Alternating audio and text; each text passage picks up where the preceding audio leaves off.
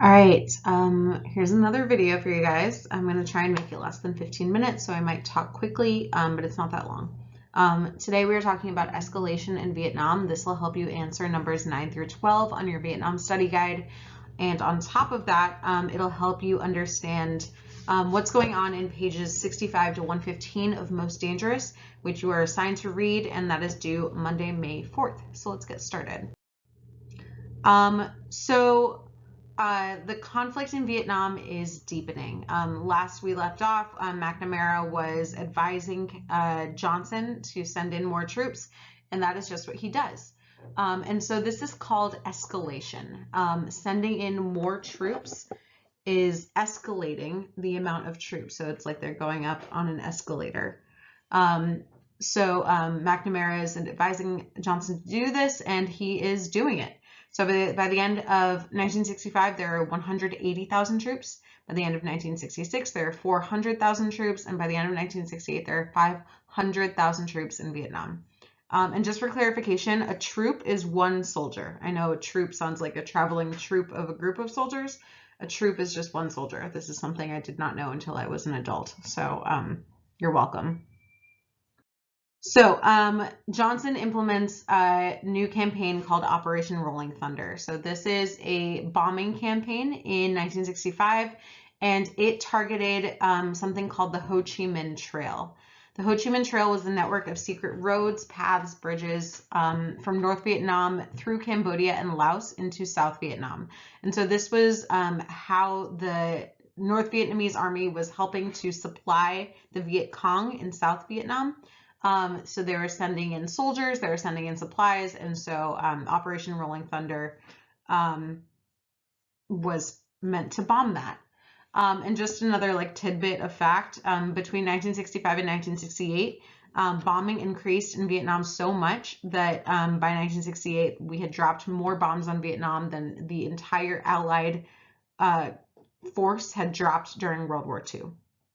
So Vietnam is ramping up into a huge war, even though we never actually declared war. Fighting in Vietnam was really, really difficult. You're going to see this. Daniel Ellsberg goes to Vietnam, and he he kind of tags along with a group of soldiers in Vietnam.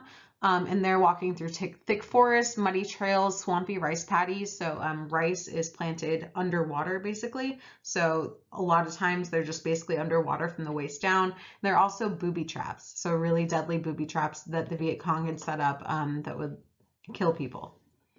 The Viet Cong used what's called guerrilla warfare methods. And so this meant that they would attack, but then they would hide in the trees or within the Vietnamese population even. So it was hard to tell who was Viet Cong and who was just a civilian.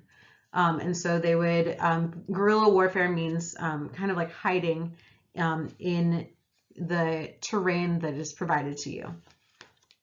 So instead of just like one big army and trench warfare like we saw in World War I, now it's guerrilla warfare. And so it's a lot harder to catch and kill Vietnamese people.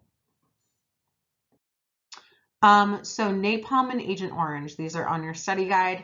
So the goal, because of this guerrilla warfare, the goal was to drive the guerrillas out of the forest, because if they don't have forest to hide in, it's easier for them to be found. And so two ways that the United States got rid of forests was napalm, which was an explosive that burned really intensely and destroyed jungles and trees. So it's basically like this really hot burning liquid that you can't really put out with water. And so this caused really awful burns to humans as well as to forests, but it was pretty successful in deforestation. Another one was Agent Orange. This was a chemical defoliant. So it wasn't on fire like napalm, but it was a chemical that basically killed trees, leaves, grasses. As you might imagine, this caused a lot of health problems for people living around areas, and it also caused a lot of environmental problems later on. So Americans were taking part in what are known as search and destroy missions.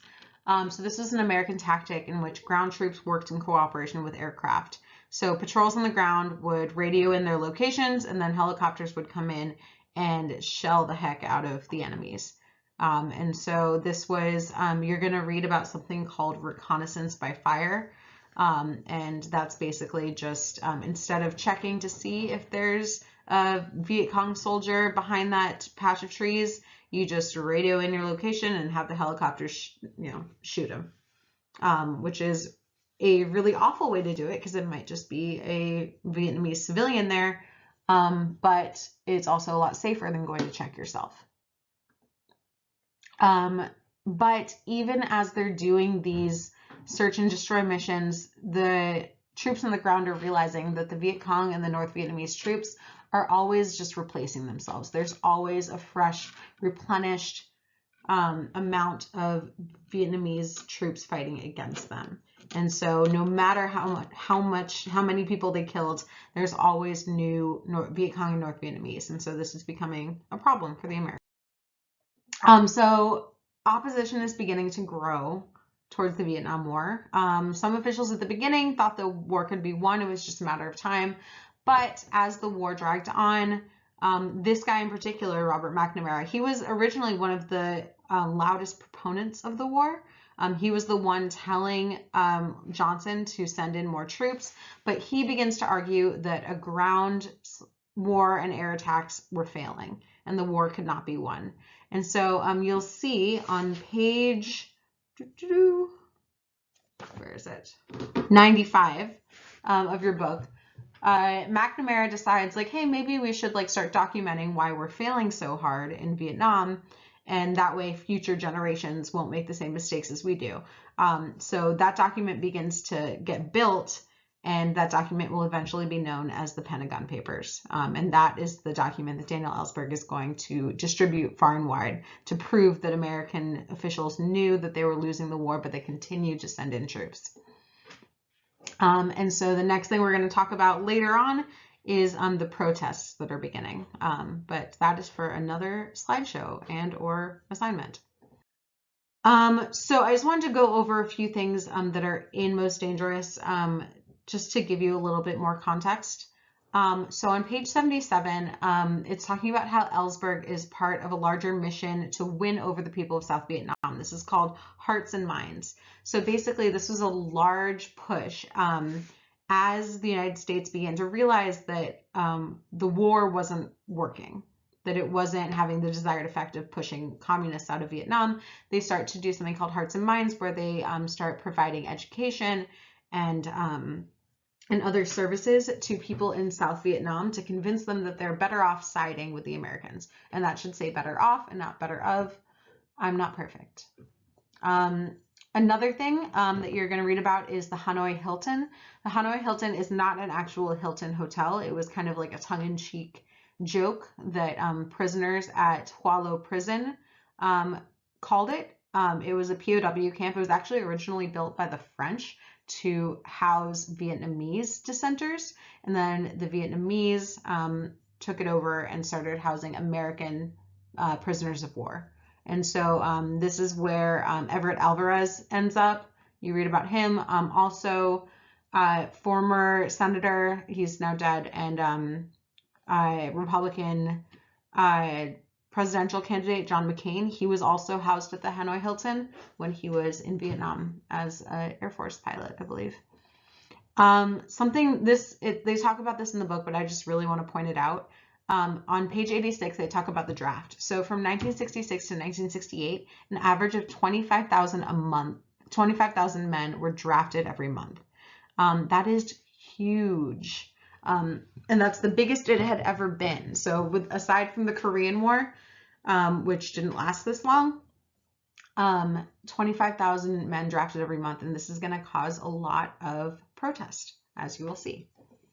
The last thing is the Mekong Delta. It's an area of savage fighting between Viet Cong guerrillas and the Americans. This is where Daniel Ellsberg goes when he kind of tags along with a group of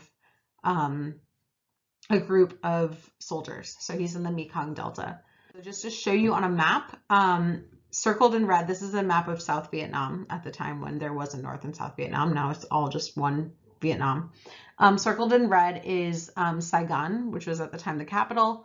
Saigon, fun fact, is now called Ho Chi Minh City because eventually North and South Vietnam melded into one communist country. And then circled in purple is the Mekong Delta. So you can see it's where this river flows out into the South China Sea. So it's this really swampy area. And so just to like give you a little bit of context for where things are on the map, and where Daniel Ellsberg is. And you can see Thailand, Laos, and Cambodia in here as well. So the last thing I want to leave you guys with, as you're reading, this is on page 109, when Ellsberg is embedded with this group of soldiers. Ellsberg turned to the young radio operator resting beside him. "Sergeant, do you ever feel like the Redcoats?" The man said, "I've been thinking that all day." So I just want to leave you with this quote, because I think it really encapsulates how a lot of Americans were beginning to feel like maybe we're the bad guys here. If you remember from the Revolutionary War, the Redcoats were the British who were fighting against the Americans who were trying to start a revolution.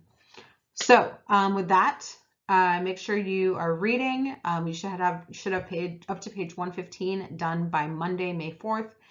And make sure you answer number 9 to 12 on your study guide. I'm going to have you guys turn it in again next Monday. So cool. We're only at 11 minutes. Fantastic. See you guys. Bye.